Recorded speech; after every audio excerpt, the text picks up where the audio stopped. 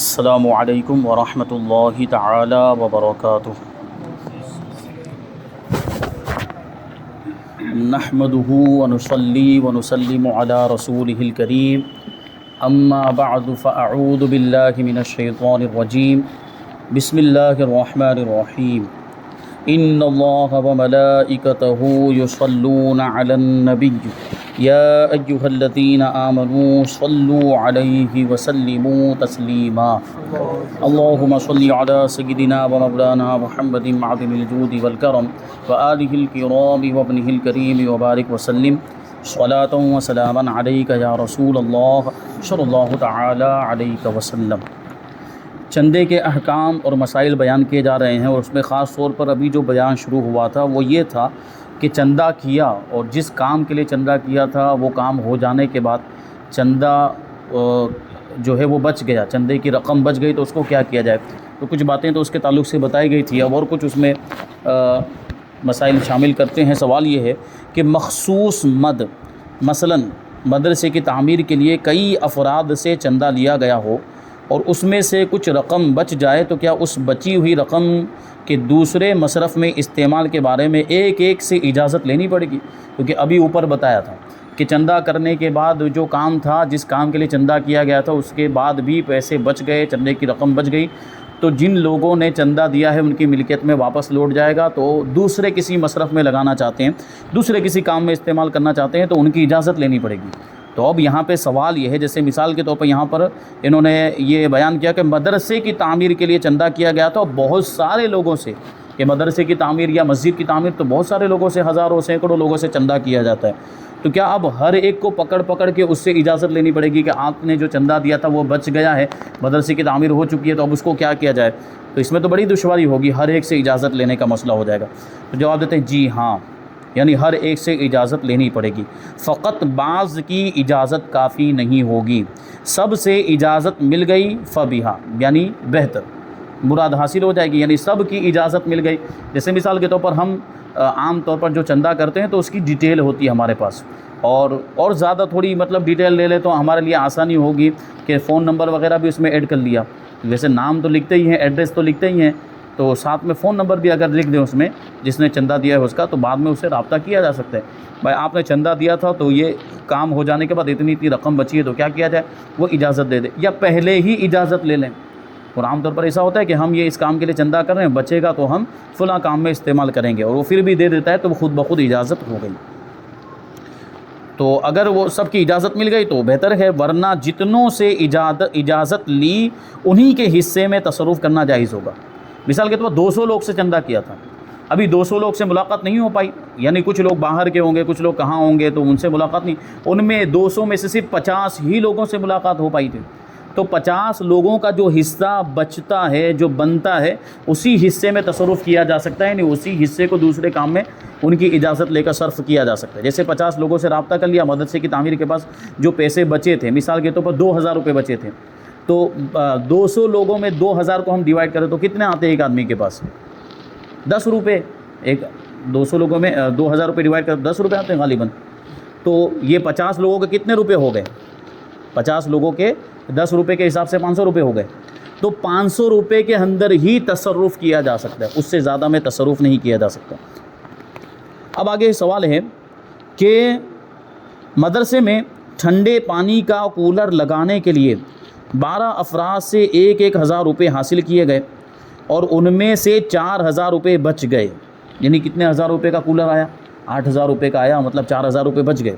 تو ان بقیہ 4000 کے مدرسے کے لیے تھال خریدنے کا ذہن بنا، تو کیا اب بھی 12 افراد سے اجازت لینی ضروری ہوگی یا 4 کی اجازت کافی ہے؟ کیونکہ 12 سے لیے کا مطلب ہے کہ 1000 سب کے ہیں، اور اب ظاہر سی بات ہے 4 بچے ہیں، 4000 بچے ہیں، تو خالی 4، وہ 12 میں سے کسی بھی 4 کی اجازت لے لی جائے کہ یہ 4000 روپے بچے ہیں، آپ اجازت دو تو ہم اس سے مدرسے کے لیے تھال خریدنا چاہتے ہیں، تو کیا وہ 4، کوئی بھی 4، 12 میں سے کوئی بھی 4 اجازت دے دیں تو کیا اس سے دوسرے کام میں لگانا جائز ہو جائے گا، یا جو ہے کہ تھال خریدنا جائز ہو جائے گا؟ یہ تھال خریدنا ایک مثال کے طور پر بیان کر رہے ہیں۔ تو جواب دیتے ہیں کہ اگر رقم اس طرح میلادی تھی کہ کسی کے نوٹوں وغیرہ کی شناخت نہ رہی، اور عام طور پر ایسا ہی ہوتا ہے، چندہ کرنے کے بعد سب ملا دیا جاتا ہے، کون سے کس کے نوٹ ہے، کس کے پیسے روپیے کون سے تھے، کس نے کون سے نوٹ دیے تھے، کچھ نہیں پتہ چلتا، سب ملا دیا جاتا ہے۔ تو وہی کہہ رہے ہیں کہ اگر رقم کو اس طرح ملا دی کہ کسی کے نوٹ اس کی کوئی پہچان نہیں رہ گئی، تب تو 12 افراد سے اجازت لینی ہوگی، یعنی سب سے اجازت، کیونکہ اب سب کا حصہ اس میں مل گیا تو سب سے اجازت لینی پڑے گی۔ اور اگر رقم جدا جدا رکھی تھی، 1000 روپئے پہلے آدمی کے، دوسرے آدمی کے 1000 الگ، تیسرے کے الگ، چوتھے کے الگ، اس طرح الگ الگ رکھے ہوئی تھے رقم، یا ملا دی تھی مگر شناخت باقی تھی، یعنی پہچان باقی تھی، پتہ چل ملا دیا لیکن پتہ چل رہا ہے، مان لیجئے کہ سیریل نمبر لکھ کے رکھے تھے کہ پہلے آدمی نے جتنے دیے تھے اس کی یہ سیریل نمبر، یا جو ہے کہ 500 کے نوٹ ہوں گے، 1000 تھے کہ 2 ہی نوٹ ہے تو اس کو یاد رکھنا بھی آسان ہوگا، تو وہ دونوں نوٹ کا سیریل نمبر لکھ لیا تھا، تو پتہ ہے کہ پہلے آدمی نے جو 2 نوٹ دیے تھے ان کا یہ سیریل نمبر، دوسرے نے دیے تھے ان کا یہ سیریل نمبر، تیسرے نے دیے تو ہم کو معلوم ہے، اگرچہ اب ملا دیا گیا لیکن سیریل نمبر کے حساب سے ہم اس کو الگ کر سکتے ہیں بعد میں۔ تو ایسی صورت میں دیکھیں شناخت باقی تھی یا نوٹوں پر نشان لگا دیے تھے، یہ تو دیکھیں سیریل نمبر تو بہت آسان ہے، تو عام طور پر ہوتا ہی ہے، ہر نوٹ کا سیریل نمبر الگ ہوتا ہے، یا نشان لگا دیے تھے، جیسے مطلب کسی کا نام سین سے شروع ہوتا ہے تو اس پر ایس لکھ دیا تھا کہ یہ ایس کا، اور دوسرے کا نام شروع ہوتا تھا بی سے تو اس کا بی لکھ دیا، تو یہ پہچان ہو گئی، ایک نشان لگا دیا۔ اور معلوم ہے کہ بقیہ 4000 فلاں 4 افراد کے بچ رہے ہیں، یعنی جو 4000 روپے بچے تھے اس میں دیکھیں مثال کے طور پر ایس لکھا ہوا مل گیا، بی لکھا ہوا مل گیا، کسی کا جو نام جو تھا وہ ایل سے شروع تو ایل لکھا ہوا مل گیا، تو اب ہم کو پتہ چل گیا کہ یہ فلاں آدمی کا، کیونکہ اس کے نام کی وہاں پہ علامت موجود ہے، تو جن کی وہ علامت موجود ہے نشانی، اسی سے پوچھ لیا جائے کہ تمہارے پیسے بچے ہیں، کیونکہ یہ اسی کے دیے ہوئے پیسے ہیں، ہم نے نشانی لگائی، تو وہ اجازت دے دے تو اب دوسرے کام میں اس کو صرف کیا جا سکتا ہے، اور انہی 4 لوگوں کی اجازت کافی ہوگی، تو یہ ہو سکتا ہے۔ اب آگے ایک اور چیز بیان کریں گے کہ مسجد کے چندے کے مصارف، مسجد میں جو چندہ کیا جاتا ہے اس کو کہاں کہاں پہ لگایا جا سکتا ہے، کہاں کہاں پر اس کو خرچ کیا جا سکتا ہے۔ سوال یہ ہے کہ مسجد کے صندوقچے کا جمع شدہ چندہ نیز جمعہ وغیرہ کو مسجد کے لیے جو چندہ ملتا ہے وہ کس طرح استعمال کیا جائے۔ مسجد کے صندوقچے کا مطلب کیا ہے؟ یعنی مسجد، بسا اوقات مسجدوں کے اندر پیٹی رکھتے ہیں، یہ ہمارے یہاں پہ اس طرح کا رواج نہیں، لیکن ہوتا ہے دوسری جگہوں پہ کہ ایک پیٹی رکھ دی، جیسے ابھی مزارات میں عام طور پر ایسا ہوتا ہے، جبکہ مزارات پر جائیں تو وہاں پر اس کا خیال رکھنا چاہیے کہ ہم جو پیٹی وغیرہ میں وہ نہیں چراغی کے پیسے وغیرہ جو وہاں پہ لکھا رہتا ہے اس میں پیسے ڈال، وہ پیسے عام طور پر مجاوروں کی جیب میں چلے جاتے ہیں۔ چراغی وغیرہ مطلب چراغی کا مطلب کیا ہوتا ہے کہ ہمارے پیسے ہم اس لیے دے رہے ہیں کہ درگاہ میں مزار شریف میں جو خرچہ ہوگا، جو بجلی جل رہی ہے، جو روشنی کا انتظام کیا جا رہا ہے، تو اس کے لیے ظاہر سی بات ہے پیسوں کی ضرورت پڑتی ہے تو ہم اس میں دیں، تو یہ اس انداز میں دیں کہ وہ واقعی وہاں پر لگے، اور جہاں ہمیں یقین کے ساتھ معلوم ہے کہ یہ جو ہے کہ دوسرے مصرف میں خرچ ہو جا رہے ہیں۔ ہاں کبھی ایسا عرف ہوتا ہے، کبھی ایسا رواج ہوتا ہے کہ کوئی مجاور ہے، وہ مجاور وہاں کے لیے وقف ہو گیا، کیا وہی خدمت کرتا اور وہاں مزار شریف کی خدمت کرنے کی وجہ سے اس کو دوسرا کوئی کام کرنے کا موقع نہیں ملتا کہ وہ اپنے بال بچوں کے لیے کمائے، تو ایسی صورت میں وہاں اس کا بھی حصہ خود بخود آ جاتا ہے۔ یہ فتح و رضویہ شریف میں اعلیٰ حضرت نے لکھا بھی ہے کہ مجاور پھر اس میں سے اپنی ضرورت کے مطابق نکال سکتا ہے، وہاں عرف میں شامل بھی ہوتا ہے، معلوم بھی ہوتا ہے کہ مجاور اس میں سے نکالتا ہے تو وہاں ڈالنے کی اجازت ہوگی۔ بہرحال تو یہ اس طرح مزار میں تو یہ پیٹیاں وغیرہ رکھی جاتی ہے، لیکن مسجد میں پیٹی نہیں۔ مان لیجیے اگر کہیں مسجد میں کوئی پیٹی چندے کے لیے لگا دی کہ یہ مسجد کی ضروریات کے لیے یہ پیٹی، اب لوگ اس میں پیسے ڈال رہے ہیں۔ اسی طرح جمعہ میں چندہ کیا جاتا ہے، یہ تو ہمارے یہاں ہوتا ہی ہے، جمعہ میں جھولی گھومتی ہے، اس میں چندہ لوگ ڈالتے ہیں، جو بھی 10-20 روپے جو بھی ڈالتے ہیں، تو یہ جو چندہ ملتا ہے اس کو کس طرح استعمال کیا جائے۔ جواب، مسجد کے نام پر ملا ہوا چندہ وہاں کے عرف یعنی رواج کے مطابق استعمال کرنا ہوگا، جیسا جہاں کا رواج کہ وہ چندہ کن کن کاموں کے لیے کیا جاتا ہے یا کن کن کاموں کے استعمال کا وہاں رواج ہے کہ یہ چندہ کرتے ہیں تو کہاں کہاں لگاتے ہیں، وہاں جو عرف ہے اسی کے مطابق عمل کیا جائے گا۔ مثلا امام، مؤذن اور خادم کی تنخواہیں، یہ ہمارے یہاں عرف ہے کہ جو بھی چندہ ہوتا ہے تو اس میں سے مطلب دوسری بھی آمدنیاں ہوتی ہے تو وہ آمدنیاں لگانے کے بعد بھی اگر کچھ ضرورت پڑتی ہے تو یہ چندہ اس میں شامل کیا جاتا ہے اور اس کو تنخواہ میں دے دیا جاتا ہے۔ مسجد کی بجلی کا بل یعنی الیکٹریسٹی کا جو بل ہوتا ہے وہ بھی اسی سے ادا کیا جاتا ہے۔ عمارت مسجد یعنی کبھی مسجد کی عمارت میں کوئی کام کروانے کی ضرورت پیش آ کے پلسٹر کروانا ہے، پتھر لگوانے، ٹائلس لگانا، تو وہ بھی اس عرف میں شامل ہے کہ وہ جو پیسے مسجد کے جمع ہوتے ہیں کبھی کچھ بھی کام کرانے کی ضرورت پیش آ جاتی ہے تو وہی پیسے اٹھا کر اس میں لگا دیے جاتے ہیں۔ یہ عرف ہوتا ہے، سب جانتے ہیں اور سب یہی سوچ کر دیتے ہیں کہ جو بھی مسجد کی ضرورت کا کام ہو اس میں یہ لگایا جا سکتا ہے، سب کی یہ سوچ ہوتی ہے۔ یا اس کی اشیاء یعنی مسجد کی اشیاء کی حسب ضرورت مرمت کروانی ہے، یہ ریپیرنگ کام وغیرہ کبھی کروانا پڑتا ہے، کبھی کلر کرواتے ہیں، کبھی کلر وغیرہ کرواتے ہیں، تو یہ سب چیزوں کے لیے بھی یہ لوگوں کی نیتوں میں خود بخود شامل ہوتا ہے۔ ضرورت مسجد کی چیزیں جیسے لوٹے، جھاڑو، کہ پرانے زمانے کے حساب سے لوٹے کا انتظام ہوتا تھا وضو کرنے کے لیے، اب تو ہمارے یہاں پہ لوٹے وغیرہ کا معاملہ ہے نہیں، ابھی بھی گاؤں دیہات میں کہیں مسجدوں میں لوٹے ہوتے ہیں، تو وہ جیسے کنویں سے پانی بھر کے لائے اب وضو کر رہے ہیں، وہ ہینڈ پمپ سے پانی بھر کے لائے اب وضو کر رہے ہیں۔ یہ ہوز کا انتظام اکثر مسجدوں میں نہیں ہوتا، گاؤں دیہات کے اندر ہوز ہے تو ڈائریکٹ ہوز سے وضو کر لیتے ہیں، یہ بھی ہوتا ہے۔ اور ہمارے یہاں پہ ابھی تو نل کا انتظام کر دیا گیا ہے، ہوز کا انتظام ہے، تو یہ نل وغیرہ یہ ضروریات میں آ جائیں گے۔ جھاڑو ہے، جھاڑو کا معاملہ رہتا ہے، پائیدان پاؤں پوچھنے کے لیے جو رکھا جاتا ہے وہ، لائٹ کا انتظام، پنکھے کا انتظام، چٹائی وغیرہ کا انتظام، یہ سب ضروریات میں آئے گا۔ آگے سوال ہے کہ مسجد کے چندے کی رقم سے مسجد پر جشن ولادت کے دنوں میں چراغاں کرنا کیسا ہے؟ فرماتے ہیں کہ اگر چندہ دینے والوں کی صراحتاً یا دلالتاً اجازت ہو تو کر سکتے ہیں، ورنہ نہیں۔ کیا مطلب ہوا؟ یہ جو بات چل رہی ہے کہ جشن ولادت یعنی عید میلاد کے موقع پر مسجد میں روشنی کرتے ہیں، ہمارے یہاں پہ بھی رواج عام طور پر ہوتا ہے، مسجد میں مینار، گنبد وغیرہ پہ وہ قمقمے لگائے جاتے ہیں اور روشنی کا انتظام چراغاں کیا جاتا ہے، یا کسی اور موقع پر جیسے 11ویں شریف کے موقع پر یا کوئی اور تہوار ہے اس موقع پر روشنی کا انتظام کیا۔ تو یہ روشنی جو ہوتی ہے یہ اضافی ہوتی ہے اور یہ ضروریات میں شامل نہیں ہے۔ جو ضرورت کی روشنی جو عام طور پر جیسے مسجد میں اندر جو ٹیوب لائٹ وغیرہ لگی رہتی ہیں وہ ضرورت والی روشنی ہے، وہ تو روزانہ ہی مطلب استعمال ہونا ہے، تو وہ روزانہ کی ضرورت میں آ گیا، وہ چندے میں خود بخود آ گیا۔ لیکن یہاں بات چل رہی ہے کہ جو اضافی روشنی کی جاتی ہے، جو سجاوٹ کی جاتی ہے، تو کیا وہ مسجد کے چندے سے اس کو رقم جو ہے کہ اس میں لگائی جا سکتی ہے؟ تو فرماتے ہیں کہ اگر چندہ دینے والوں کی صراحتاً اجازت ہو یا دلالتاً اجازت ہو تو کر سکتے ہیں، ورنہ نہیں۔ اب یہ جو صراحتاً اور دلالتاً کا لفظ آیا ہے اس کی وضاحت کرتے ہیں۔ صراحتاً سے مراد یہ ہے کہ مسجد کے لیے چندہ لیتے وقت کہہ دیا کہ ہم آپ کے چندے سے جشن ولادت اور 11ویں شریف، شب برات وغیرہ بڑی راتوں کے مواقع پر نیز رمضان المبارک میں مسجد میں روشنی بھی کریں گے، اور اس نے اجازت دے دی۔ یعنی اب صاف صاف اجازت ہو گئی نا، صاف صاف اس سے پوچھ لیا اور اس نے اجازت دے دی، تو اس کو کہیں گے صراحتاً اجازت۔ اب اس نے چندہ اسی لیے دیا ہے تو مسجد کے کاموں میں بھی لگایا جا سکتا ہے اور یہ روشنی وغیرہ کا انتظام بھی اس سے کیا جا سکتا ہے۔ اور دلالتاً اجازت یہ ہے کہ چندہ دینے والے کو معلوم ہے کہ اس مسجد میں جشن ولادت اور دیگر بڑی راتوں کے مواقع پر اور رمضان المبارک میں چراغاں ہوتا ہے اور اس میں مسجد ہی کا چندہ استعمال ہوتا ہے،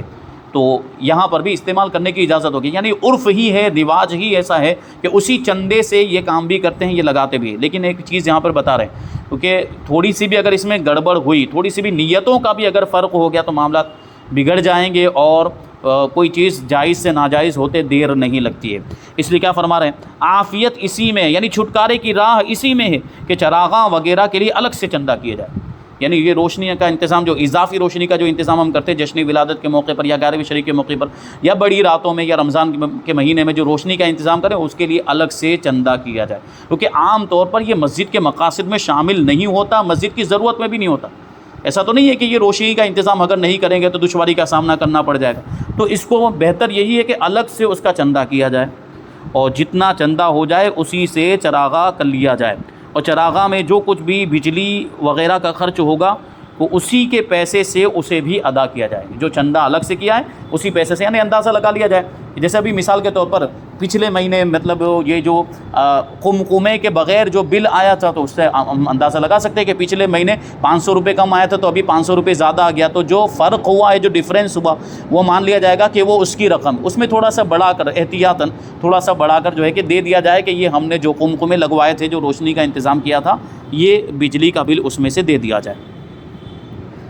اب آگے سوال ہے کہ کیا مسجد کے چندے کے پیسوں سے رمضان میں ختم قرآن پاک کے موقع پر حفاظ کرام کی خدمت اور لنگر کا انتظام کیا جا سکتا ہے یا نہیں؟ دیکھیے ابھی یہ ہمارے سامنے ہونے والے واقعات اور بہت ضروری چیزیں، یہ سب ہوتا ہے ہر سال۔ ختم قرآن کی محفل ہوتی ہے، یعنی تراویح میں ختم قرآن ہوا تو اب حفاظ کی خدمت کی جاتی ہے، ان کو ہدیہ پیش کیا جاتا ہے۔ اسی طریقے سے اس موقع پر نیاز وغیرہ کا بھی انتظام ہوتا ہے، کچھ جگہوں پہ لنگر کا بھی یعنی کھانے کی نیاز کا بھی انتظام ہوتا ہے۔ تو یہ سب مسجد کے چندے سے کیا جا سکتا ہے کہ نہیں؟ بہت اہم سوال۔ تو جواب ہے کہ مسجد کا چندہ ان امور میں استعمال کرنا جائز نہیں، یعنی مسجد کا جو چندہ ہوا مسجد کی ضروریات کے لیے، مسجد کے کاموں کے لیے، حافظ قرآن کو اس سے ہدیہ نہیں دے سکتے۔ اور اس محفل کے اندر لنگر وغیرہ کا نیاز کا جو بھی انتظام ہو رہا ہے وہ اس چندے سے نہیں ہو سکتا، نہیں دیا جا سکتا، کیونکہ وہ مسجد کی ضروریات میں سے نہیں ہے۔ تو اسی کو کہہ رہے ہیں، کیونکہ قوانین شرع کے مطابق مسجد کے نام پر ملا ہوا چندہ عرف و رواج کے مطابق استعمال ہونا ضروری ہے، اور ہمارے یہاں پر لوگ مسجد کو اس غرض سے چندہ نہیں دیتے کہ اس کو ختم قرآن وغیرہ کے سلسلے میں خرچ کیا جائے گا، بلکہ مسجد کے معروف مصارف میں استعمال کرنے کے لیے دیتے ہیں۔ یعنی عام طور پر جن چیزوں کی مسجد میں ضرورت ہے، جو ابھی اوپر ذکر کی گئی، پنکھا ہے، لائٹ ہے، لوٹا ہے، جھاڑو وغیرہ، ان ساری چیزوں کے لیے دیتے ہیں۔ یہ ختم قرآن کے لیے نہیں دیتے، ختم قرآن کی محفل کے انتظامات کے لیے الگ سے چندہ کیا جاتا ہے۔ ایسا تو ہمارے یہاں عرف ہے ہی، ظاہر سی بات ہمارے یہاں بھی یہ رواج ہے کہ مسجد کا جو چندہ ہوتا ہے وہ مسجد کی ضروریات کے لیے ہوتا ہے، اور رمضان کا چندہ الگ سے کیا جاتا ہے۔ باقاعدہ اس کا مطلب اعلان ہوتا ہے کہ رمضان المبارک کا چندہ آج سے شروع ہو رہا ہے، تو جو لوگ دینا چاہتے ہیں وہ دیں۔ تو رمضان کا چندہ الگ سے کر رہے ہیں، اس کا مطلب یہ ہوا کہ یہ اس میں شامل نہیں ہے، مسجد کا چندہ اس میں استعمال نہیں کر سکتے۔ امام اہل سنت الشاہ امام احمد رضا خان رضی اللہ تعالیٰ عنہ مسجد کا پیسہ مدرسے میں خرچ کرنے کے بارے میں ارشاد فرماتے ہیں کہ وقف جس غرض کے لیے ہے، جس مقصد کے لیے ہے، اس کی آمدنی اگرچہ اس کے صرف سے فاضل ہو، یعنی اس میں خرچ کرنے کے بعد بچ رہی ہو، دوسری غرض میں یعنی دوسرے کام میں صرف کرنی حرام ہے۔ جس مقصد کے لیے چندہ دیا گیا ہو اسی مقصد میں استعمال کیا جا سکتا ہے، دوسرے کام میں اس کو خرچ کرنا جائز نہیں۔ وقف مسجد کی آمدنی مدرسے میں صرف ہونی درکنار دوسری مسجد میں بھی صرف نہیں ہو سکتی۔ یعنی مسجد کا جو وقف ہے، جیسے مسجد کے مکان دکان کا کرایہ آ رہا ہے، تو یہ اسی مسجد میں استعمال ہو سکتا ہے جس مسجد کے وہ مکان اور دکان ہے، دوسری مسجد میں بھی نہیں لگا سکتے۔ مدرسے میں کیسے لگا سکتے ہیں؟ تو مدرسے میں بدرجہ اولیٰ نہیں لگا سکتے۔ نہ ایک مدرسے کی آمدنی مسجد یا دوسرے مدرسے میں لگا سکتے ہیں، یعنی ایک مدرسے کی آمدنی دوسرے مدرسے میں نہیں لگا سکتے، مدرسے کی آمدنی مسجد میں بھی نہیں لگا سکتے۔ جس مقصد کے لیے وقف ہوا اسی مقصد میں اس کو استعمال کرنا ضروری ہے۔ تو یہی چندے کا بھی حکم ہوگا کہ جس مقصد کے لیے چندہ دیا گیا اسی مقصد میں چندے کو استعمال کیا جائے گا، دوسرے مقصد میں اس کو خرچ نہیں کر سکتے۔ سوال: رمضان المبارک کے آخری عشرے میں مساجد میں نماز کے بعد یہ اعلان ہوتا ہے کہ 27ویں شب ختم قرآن پاک کے سلسلے میں پروگرام کا انعقاد ہوگا، جو اس میں حصہ ڈالنا چاہے وہ رابطہ فرمائے،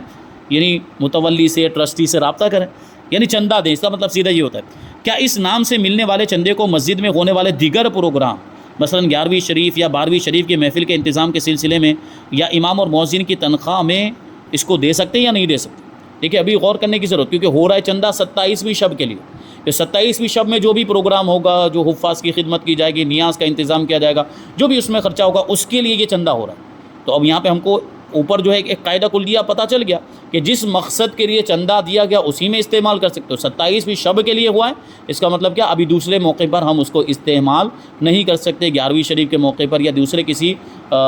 تہوار کے موقع پر ہم اس کو استعمال نہیں کر سکتے۔ جواب وہی ہے کہ ختم قرآن کے نام سے ملنے والے چندے کو صرف ختم قرآن کی محفل سے متعلقہ امور میں ہی استعمال کرنا ضروری ہے۔ یعنی ختم قرآن کی جو 27ویں شب کی محفل ہوگی، اب اس میں جو بھی اس کی ضروریات ہے، اس میں اب جو ہے کہ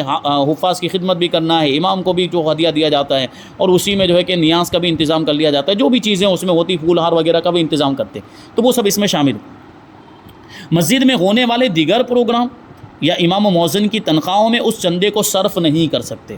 کیونکہ ابھی مقصد بدل جائے گا۔ کیونکہ چندے کے بارے میں اصول ہے کہ چندہ جس خاص مد میں استعمال کرنے کے لیے لیا جائے اسی مد میں اس کو استعمال کرنا ضروری ہوتا ہے، اور اسے کسی دوسرے مد میں استعمال نہیں کر سکتے۔ اگر چندہ بچ جائے تو جن لوگوں نے دیا تھا ان کو واپس کر دیا جائے، یا ان کی اجازت سے کسی دوسری مد میں استعمال کر لیا جائے۔ اجازت بہرحال ضروری ہے،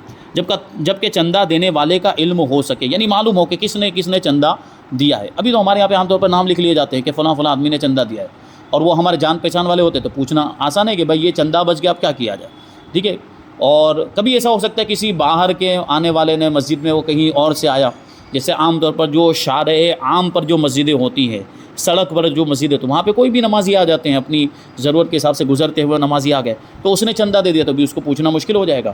تو یہ کہہ رہا ہے اگر معلوم ہو تو ان سے اجازت لے لی جائے گی، اور اگر یہ معلوم نہ ہو سکے کہ کس نے دیے تھے تو پھر کسی دوسری مسجد کی ختم قرآن کی محفل میں اس کو استعمال کر لیا جائے۔ اگر یہ بھی نہ ہو سکے تو اگلے سال ہونے والی ختم قرآن کی محفل میں استعمال کیا جائے۔ یہ متولی جو ہوتے ہیں ان کو خاص خیال رکھنا چاہیے کہ جو چندہ رمضان کے لیے کیا جاتا ہے یعنی 27ویں شب کے لیے کیا جاتا ہے۔ اب ہمارے یہاں پہ کچھ اور چیزیں بھی اس میں شامل ہوتی ہیں کہ رمضان کا خاص طور پر جو خرچہ ہوتا ہے مسجد کے اندر، کیونکہ رمضان المبارک کے اندر پنکھے زیادہ چلتے ہیں یا اے سی کا انتظام ہو گیا تو اے سی کا زیادہ چلتے ہیں، تو اس میں لائٹ بل زیادہ ہوتا ہے، تو وہ لائٹ بل بھی اس میں نکالتے ہیں۔ یہ ہمارے یہاں کا عرف ہے۔ تو یہ ساری چیزیں جو عرف جتنی چیزوں کا چل رہا ہے، رواج جن چیزوں کا ہے، اتنا خرچہ نکالنے کے بعد ابھی بچا ہے تو وہ اس کو دوسرے کام میں خرچ نہیں کر سکتے، دوسری کسی محفل میں وہ نہیں لگا سکتے۔ امام اہل سنت اشاعرہ امام محمد رضا خان رضی اللہ تعالیٰ عنہ ارشاد فرماتے ہیں کہ چندے کا روپیہ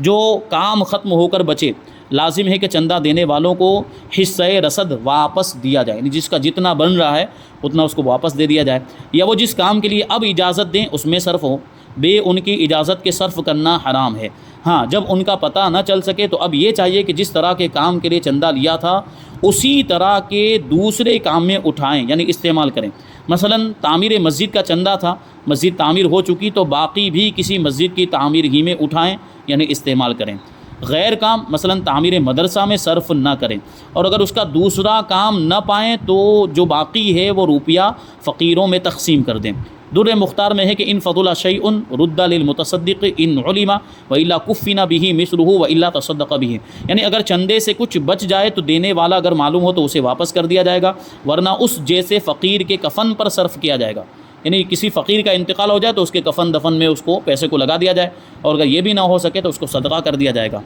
ایک اور مقام پر فرماتے ہیں کہ ایسے چندوں سے جو روپیہ فاضل بچے، یعنی زائد بچے، ایکسٹرا بچے، وہ چندہ دہندگان کا ہے، یعنی چندہ دینے والوں کا ہے،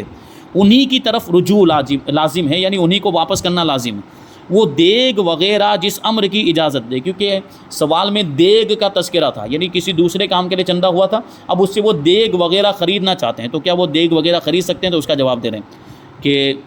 وہ جس کام کے لیے دیا تھا اگر بچا ہے تو انہی کو واپس دے دیں گے، دیگ وغیرہ جس کام کی وہ اجازت دیں وہی کیا جائے، اور ان میں جو نہ رہے ہوں، یعنی چندہ دینے والوں میں جو نہ رہے ہوں، اس کے عاقل بالغ وارثوں کی طرف رجوع کیا جائے۔ چندہ دینے والوں میں سے کسی کا انتقال ہو گیا تو اس کے عقل مند، یعنی صحیح سلامت، پاگل نہیں ہے، عقل سلامت ہے اور بالغ ہیں، تو ان کی وارثوں کو دے دیا جائے گا۔ اگر ان میں کوئی مجنون ہے یا نابالغ ہے، ان کے وارثوں میں، چندہ دینے والوں کے وارثوں میں اگر کوئی پاگل ہے یا نابالغ ہے تو باقیوں کی اجازت صرف اپنے حصص کی قدر میں معتبر ہوگی۔ مان لیجئے کہ کسی کے 4 بیٹے تھے، اس میں سے ابھی وہ چندہ دینے والوں کے، چندہ دینے والوں میں سے ایک شخص کے 4 بیٹے ہیں، تو اب اس کے وارثوں کو دیکھا جائے گا، سب عاقل بالغ ہے تو ان کو لے جا کر دے دیا جائے گا، لیکن اس میں ایسا ہو سکتا ہے کہ ایک لڑکا جو ہے وہ مان لیجئے کہ پاگل ہے اس میں سے، اور ایک لڑکا جو ہے کہ وہ نابالغ ہے، تو اب ظاہر سی بات ان کی اجازت معتبر ہی نہیں، کیونکہ یہ شریعت کے مکلف ہی نہیں ہے، اجازت دے ہی نہیں سکتے، تو ان کی اجازت کا کوئی ان کی اجازت مانی نہیں جائے گی، اس کا اعتبار ہی نہیں ہوگا۔ تو جو باقی کے 2 لڑکے بچے ہیں جو عاقل بالغ ہیں ان سے اجازت لے لی جائے گی، اور ان کا جو حصہ بنتا ہے اسی کے حساب سے وہ اجازت بھی معتبر ہوگی۔ کیا مطلب؟ مثال کے طور پر جیسے 4000 روپے بچے تھے تو 4000 روپے 4 لڑکوں کے 1,000 روپے ہو گئے، اور وہ 2 لڑکے جو ایک مجنون ہے اور ایک نابالغ ہے وہ تو اجازت دے ہی نہیں سکتے، تو بچے 2000 جو ان کے حصے کے مطابق ہے، تو ان 2000 میں ان کی اجازت معتبر ہوگی اور وہ جہاں کہیں گے وہاں پہ ان کو خرچ کیا جائے گا۔